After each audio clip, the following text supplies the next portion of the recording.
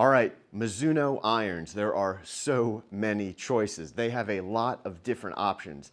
In this video, we're going to talk about each of the different irons available in 2025, hopefully help you figure out which one is going to be right for your game. And stay tuned to the end of this video because I'm also going to talk about which of these different models are going to work best put together into a blended set. Let's go.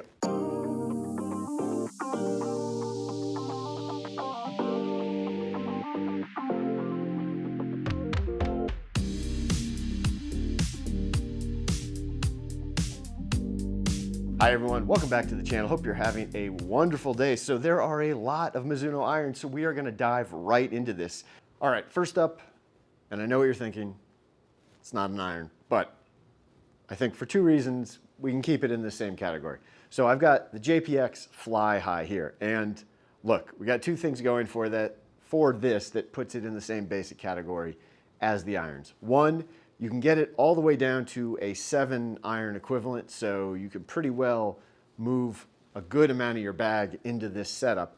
Secondly, this design, the way that Mizuno makes it, it's a little heavier, so they actually make it a little bit shorter, so again, it plays more iron-like. It leans a little more iron-like, so I feel okay putting it as the first of our irons in the Mizuno lineup, even though, yes, it is technically a hybrid. Now, who is this club going to be for? Best candidate for this club is really going to be anyone who struggles getting enough height to get the correct distance out of those longer irons, that being anything longer than a 7 iron. So what you're getting with a hybrid, anytime you move to a hybrid, is a club that's a little bit easier to get up in the air. It's a little bit kinder if you miss it a little bit. So even if you don't quite hit it perfectly, it's going to get up in the air more. It's going to retain a little more of that ball speed and still give you close to the right distance you're hoping for.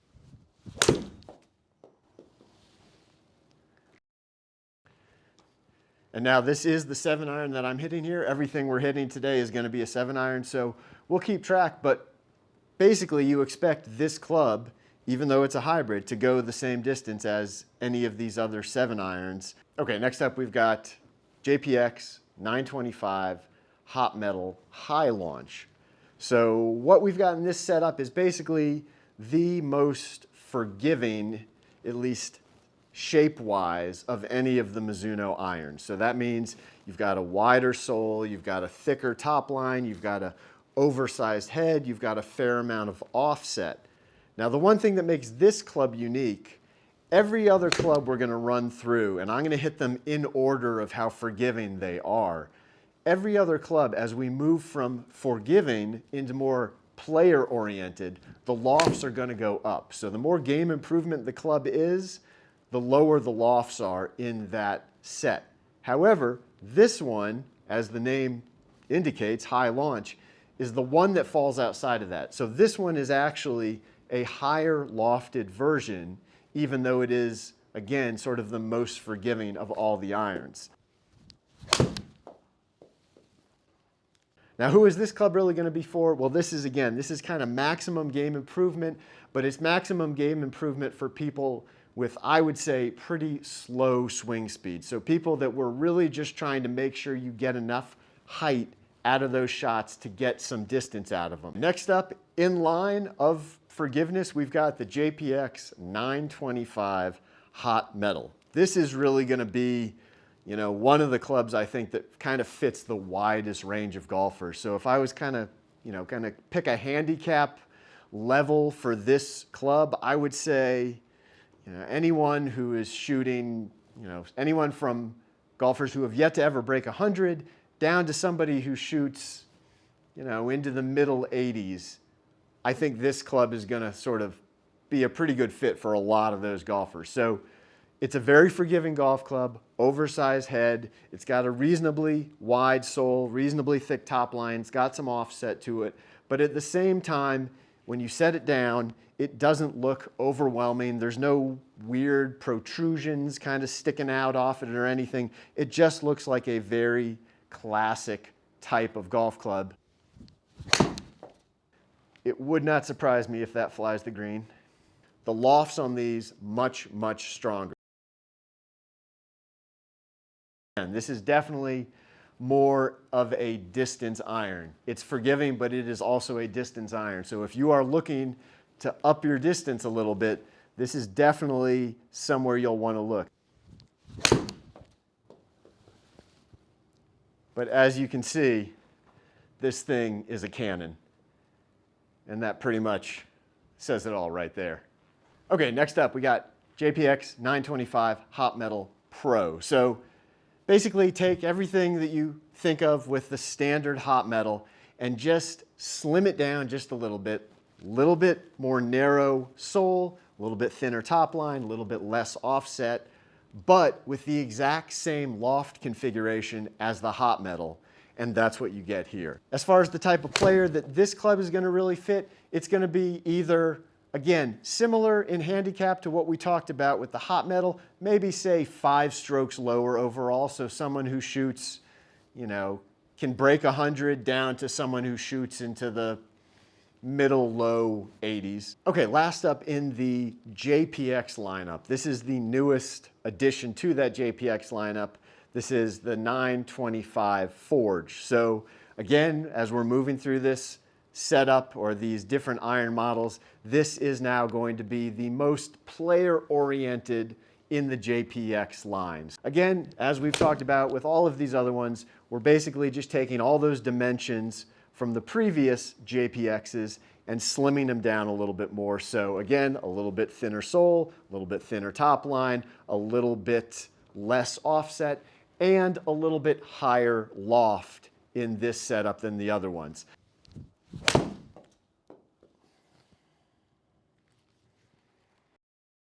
Player level as far as who's going to fit into this club ideally, bogey golf down to someone who's shooting into the 70s. This one really, I think, kind of checks a lot of boxes, and I think it's going to fit a lot of golfers, especially golfers who are at that level where they're thinking about getting fit for golf clubs.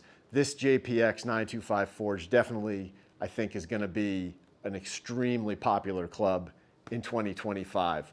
Okay, now we're moving out of the JPX line and moving into the Mizuno Pro line. As the name kind of suggests, while the JPX line is more of the game improvement, more forgiving options, the Pro line is going to be the clubs that are ideally suited for better ball strikers overall. So first up, we've got the 245. This is going to be a hollow body design. And really, when you look at it, when you set it behind the ball, it looks just like a clean, classic muscle back, maybe just a tiny bit thicker, but very similar to just the pure blade style Mizuno irons.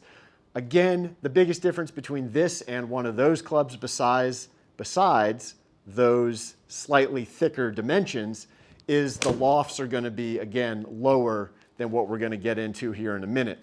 Lofts on these basically are the same as they were in that JPX Forged. Deciding between the JPX 925 Forged and this club, I would say is probably going to be pretty tough because they do look very similar behind the ball. The JPX may be fractionally bigger, fractionally thicker, but they're pretty close. And honestly, when I hit them, they look and feel very similar. Again, the lofts being the same. It's really going to be one of those things that maybe you can kind of decide you like the look of one versus the other. But as far as the actual shots that you're going to hit with them, I'd be surprised if you see anything too different from one versus the other.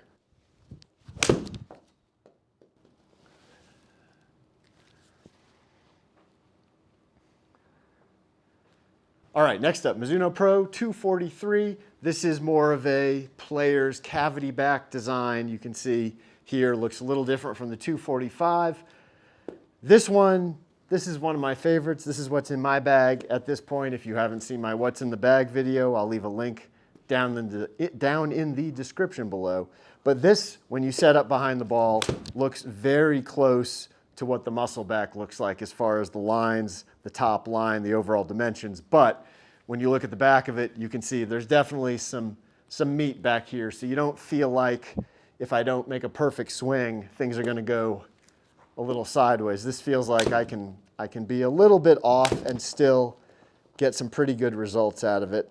Player who is going to, kind of fall into this club, I would say, is going to be someone probably single-digit handicap. You probably need to be able to kind of keep it in the low 80s down into the 70s or better for this club to really make sense. Otherwise, I would definitely lean more towards that, 925 forged or something kind of along those lines. But if you're a good ball striker, if you like a very simple, classic, clean iron, then 243, hard to beat.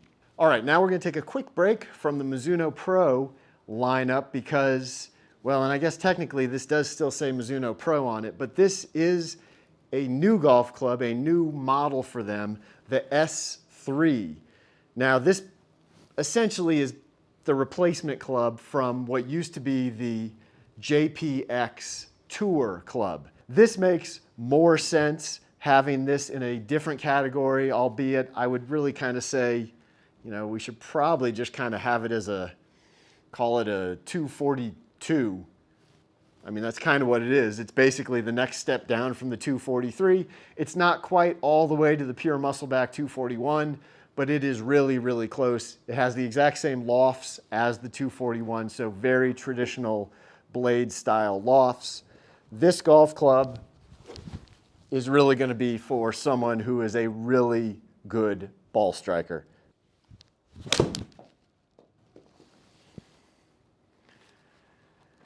You will know pretty much immediately if you are even just a fraction off on this club. It will definitely let you know what's going on. So that was hit pretty well, but again, the lofts on it are going to be a little higher, so we wouldn't expect it to go as far. And if you miss it at all, it's definitely going to be a little bit more penal overall. So honestly, if you aren't comfortable hitting a pure blade style iron, I don't think I would go to this one either. Yes, there's a little bit of cavity back here. Yes, it's in theory a little bit more forgiving, but I don't know that it's really forgiving enough to put it as anything other than still just essentially a blade, even though there is a little cavity back there. All right, last up in the full lineup of Mizuno irons, we've got the Mizuno Pro 241. This guy, again, super skinny, pure muscle back, players style iron. Everything about this guy just says, you better bring it because it's not going to give you any help.